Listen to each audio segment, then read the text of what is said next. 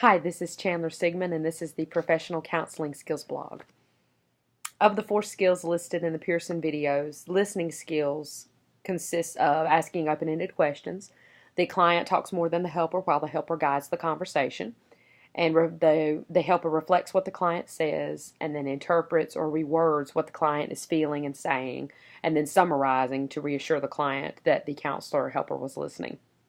Then you have invitational skills, which is inviting someone to discuss something within the counseling session that might be hard for them to discuss or hard to relive, emotions attached to it, like stress and anxiety or some sort of other traumatic event. Then you have reflecting feelings, interpreting what the client is feeling in more concrete terms.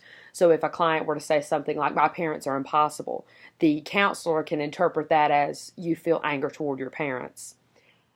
And then you have reflecting meaning, helping clients understand the core of their story. For example, in the video, the son told the counselor that he was angry at or frustrated at his father, and the counselor interpreted that as anger, and that helped the son to then face that problem and that issue that he had with his father. While listening is the core of counseling and the counseling session, invitational skills reflecting feelings and meanings, they add to the effectiveness of the core skill of listening. So, my thoughts and ideas. I always thought counselors use notes or something to record what happened in the session, as well as progress that the client makes and makes throughout the process of counseling.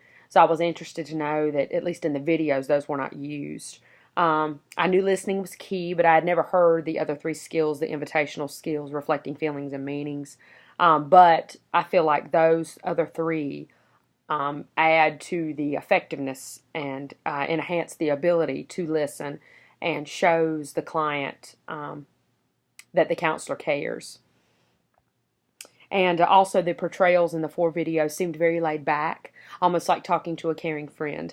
And that made me feel that the profession is very approachable. So that made me excited about the field I'm going into. And so those are my thoughts and ideas, and I look forward to your feedback.